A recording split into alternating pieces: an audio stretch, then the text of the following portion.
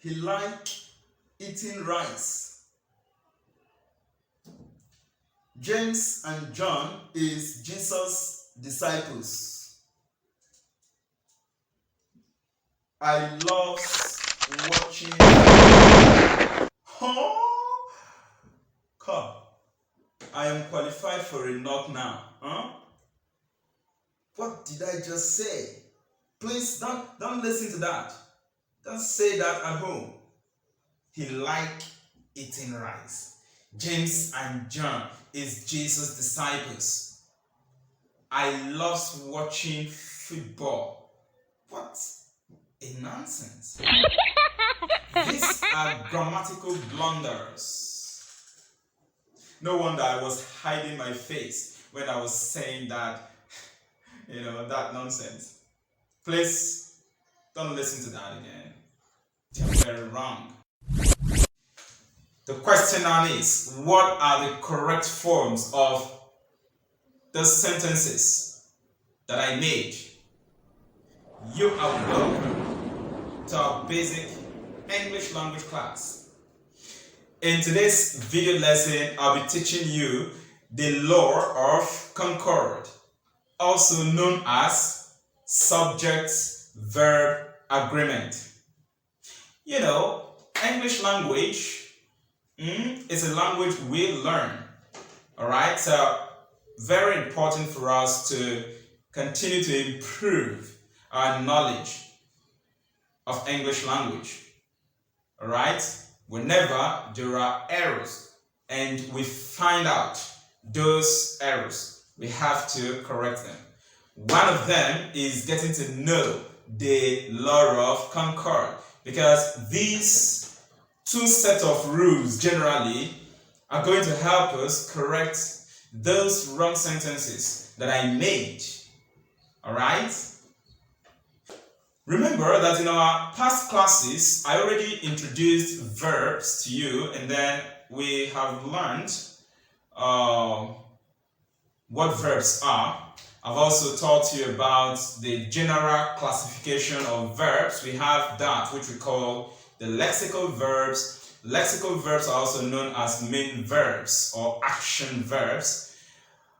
I've also taught you about auxiliary verbs, which we also call helping verbs. You would also remember that I have taught you about verbs which are referred to as singular verbs, and those we call what? Plural verbs. We said that singular verbs, they end with an S. Plural verbs do not end with an S.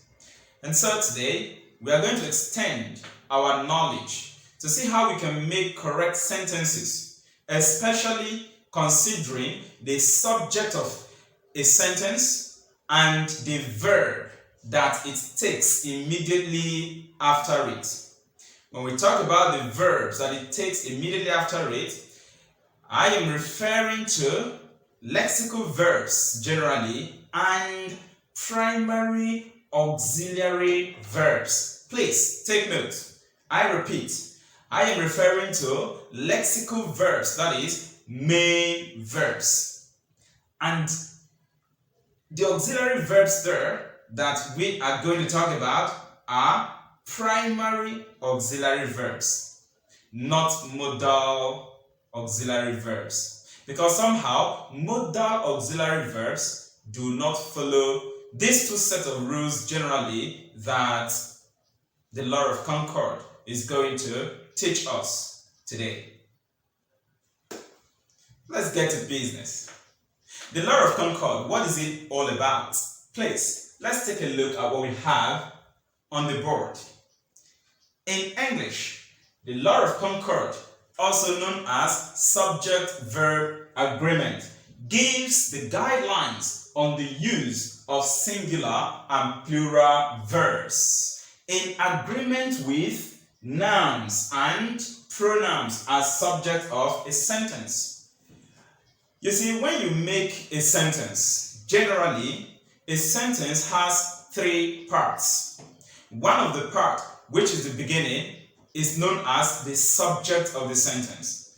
The subject of a sentence is always a noun or a pronoun, and it can either be singular or plural. The second part of a sentence is the verb part, also known as the predicate. The verb part or the predicate part simply are verbs. And then we have the ending part, which is the object part. Although it is not all sentences that have object, but for a full sentence, we have object there. The object is the ending part, which also could be a noun or what? A pronoun. It can also be singular or plural.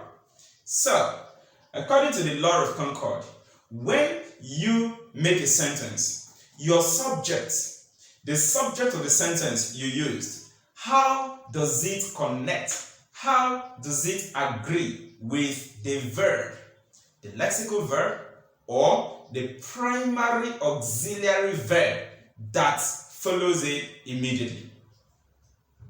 That is just what the Law of Concord is all about. Now, this Law of Concord, which is also known as subject-verb agreement, it suggests two rules for us, and I'm quickly going to tell you about these rules. We don't have examples yet. I just want you to know the rules, and then next we'll pick each of the rules and then look at examples under them. The first rule we have here is that which talks about singular nouns or pronouns.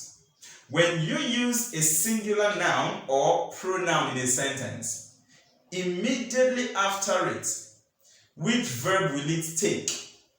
The Law of Concord subject-verb agreement says that it is going to take singular lexical verb or singular auxiliary verb. Remember, I've told you the auxiliary verb there we are considering are the primary auxiliary verbs.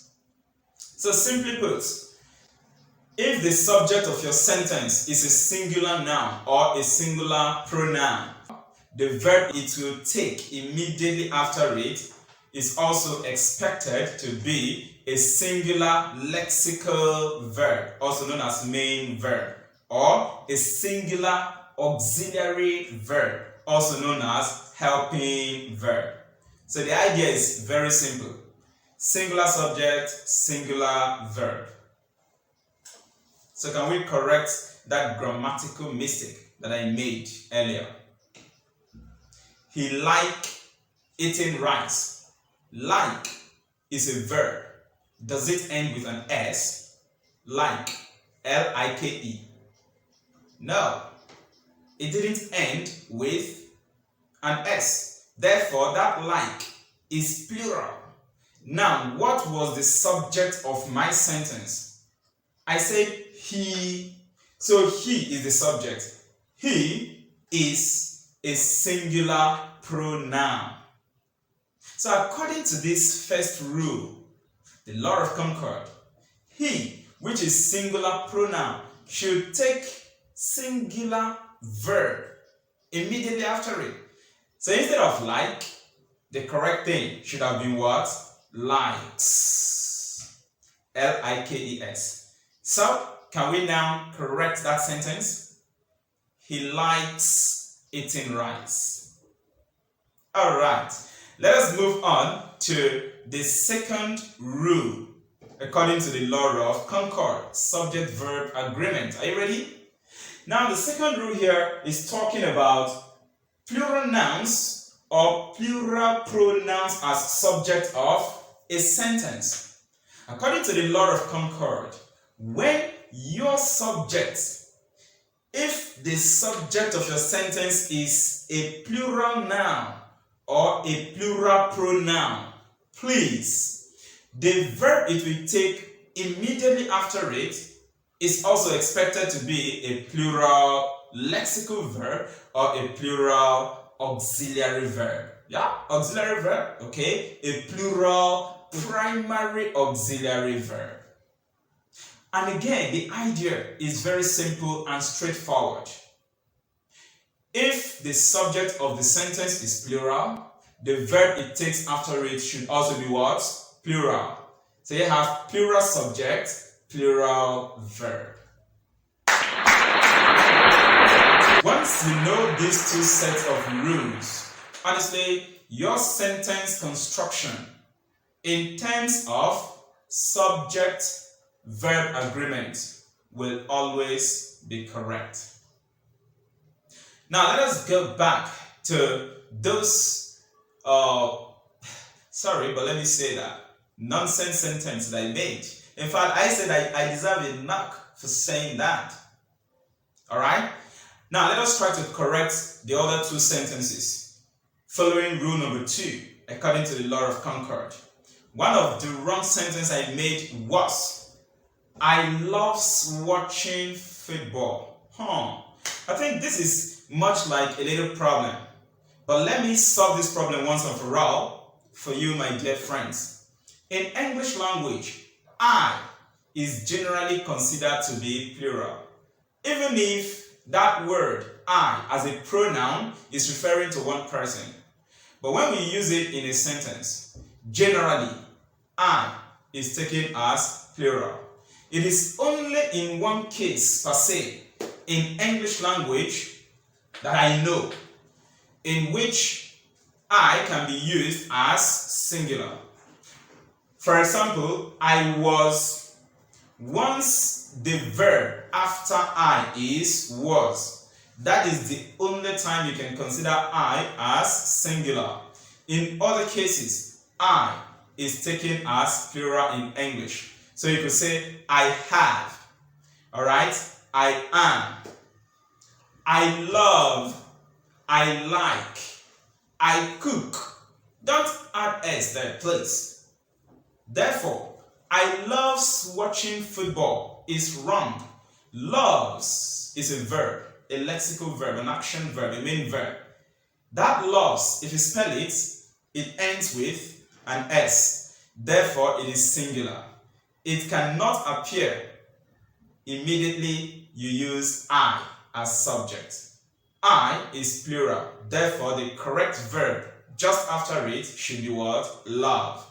Hence, what I should have said in that sentence should have been, I love watching football. Once again, I love watching football. Alright, there was another mistake I made in the sentences I gave to help you understand how important this topic is. I said James and John is Jesus' disciples. James and John is. Oh no, I'm sorry to say, but if you go back to our previous classes under primary auxiliary verb, when I treated singular and plural primary auxiliary verb, you will see clearly that is singular primary auxiliary verb. Therefore, when I say James and John is talking about how many people? Is it just one or two? Yeah, James and John refer to two persons. Okay, which means that James and John simply is plural subject of a sentence. So if James and John is plural subject, then according to the second rule by the Law of Concord, which verb should appear immediately after James and John? That should have been are, A-R-E. So the correct thing is James and John are Jesus' disciples. Let us now pick these rules one after the other and look at them with many examples. And now we have sentence examples to explain more the idea of the Law of Concord, subject-verb agreement. By the time we consider these examples we have here on the board, then you would be able to make correct sentences respecting how your subject of a sentence should agree with the verb just after it. Are you ready? We are starting with rule 1, okay? Singular nouns or pronouns take singular main verb or singular helping verb immediately after them. Remember, I am still reminding you of this. The helping verb we are considering here are the primary helping verb. That's primary auxiliary verbs, okay? To help you remember this more, please, you can visit back our previous videos on primary auxiliary verbs. Example of sentences, okay? Let's see how we make use of subject of a sentence in agreement with the verb that it takes immediately after it. Number 1, he likes eating rice. Correct. Did you take note of this? Likes. He is the subject of the sentence. This he is singular pronoun. The verb it took after it is what? Likes. This likes is also singular verb because it ended with an S. Alright, he likes eating rice. Number 2, Ruby enjoys reading her books. Ruby enjoys reading her books. So you take note, Ruby is singular noun. Enjoys. Enjoys is a singular verb. Alright, singular lexical verb. Likes is also, okay, enjoys is singular lexical verb. Likes is also singular lexical verb. Take note of that. That is main verb. Alright, Ruby is singular because it's referring to one person.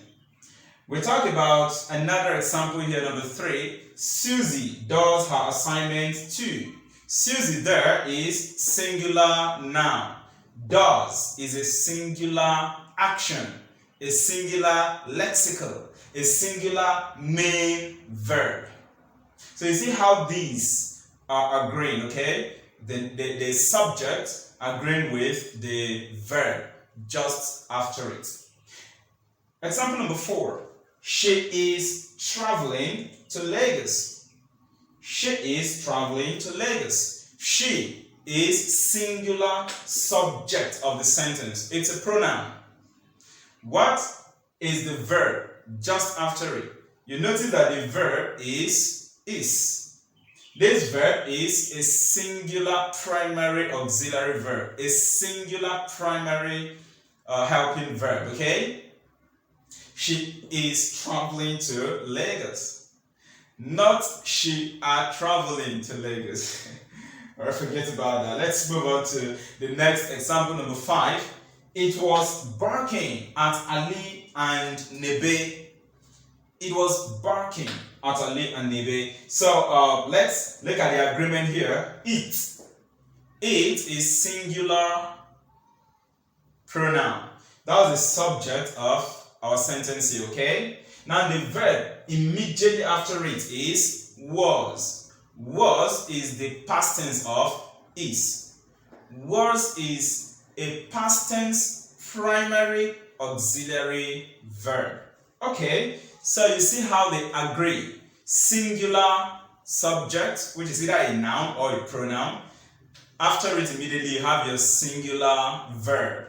The verb either lexical verb, that's main verb, or singular helping verb. I hope this is clear, right? So don't say he like eating rice. That is wrong. Ruby enjoy reading her books. That is wrong. Susie do her assignments too. Very wrong. She are traveling to Lagos. Extremely wrong. It were barking at Ali and Nebe. Then the person who made such sentence deserves to be flogged. Alright, so these are the correct sentences, okay? Following this rule. Singular noun or pronoun taking singular main verb or singular helping verb immediately after them. Let us move on to other examples here. This time around, rule number 2, plural nouns or pronouns, okay? Taking plural verb That's plural main verbs or plural helping verb immediately after them. Example number 1. We bathe at least twice daily. So you notice this. We bathe. We is the subject of the sentence, and we is a plural pronoun.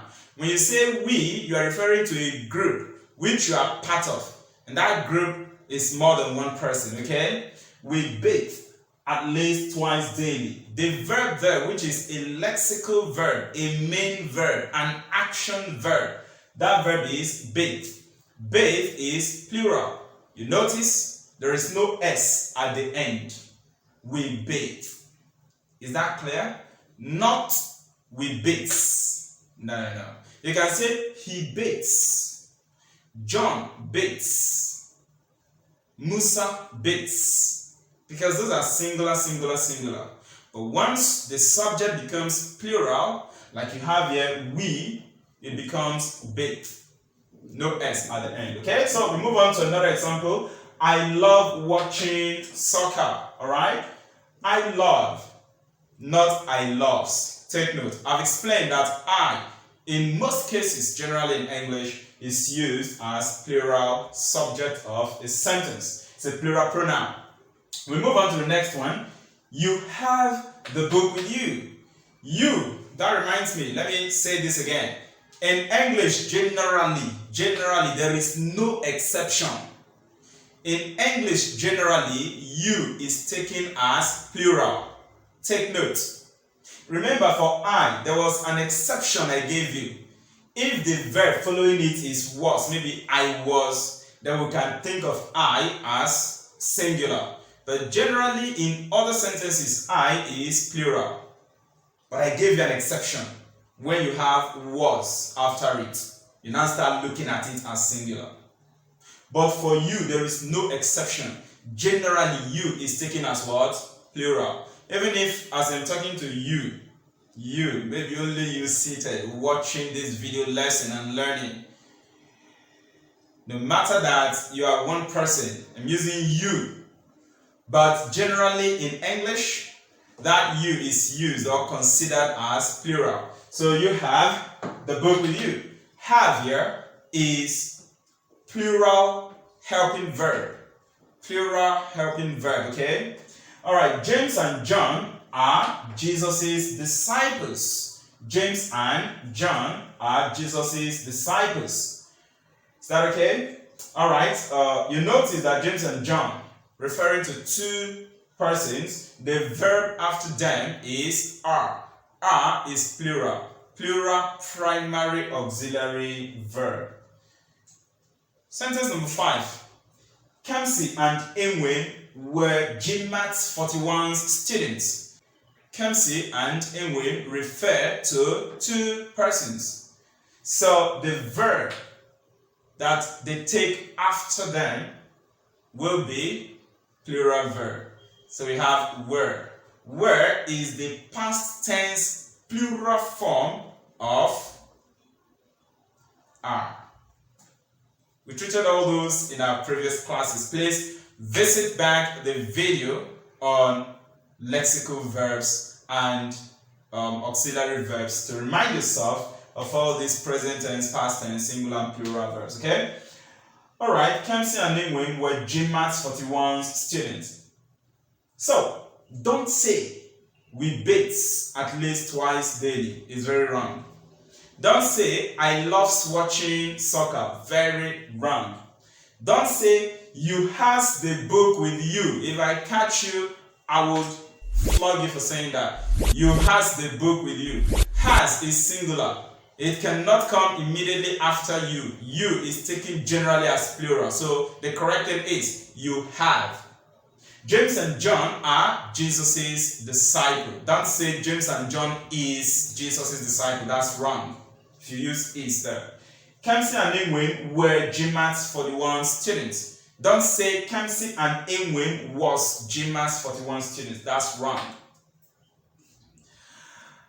That is all for today's class, and I want to believe that by watching this video over and over again, at least 2 to 3 times,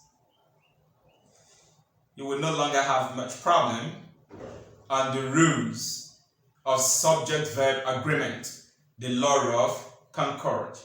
But hey, wait, there's something I want to say, especially in those sentences that have and as a conjunction between them. James and John, Kamsi and Inwin. The conjunction here is and. And we say for that reason, because this is referring to, more than one person, is plural. So the verb they will take is going to be a plural verb. What if the conjunction is or? Maybe James or John, Kamsi or Inwin. What will happen to the verb after them? Don't worry. We are going to have a fun class on that. Is that okay? And you're going to see what you need to know. Just a little adjustment now. If the conjunction you have there is or, James or John, Kamsi or Inwin, you or Peter. Okay? So let us see what happens in that case. That means the fun class, you're going to enjoy it. But for now, what we have treated so far, please make sure you watch the video over and over again and read your notes. Make sentences on them.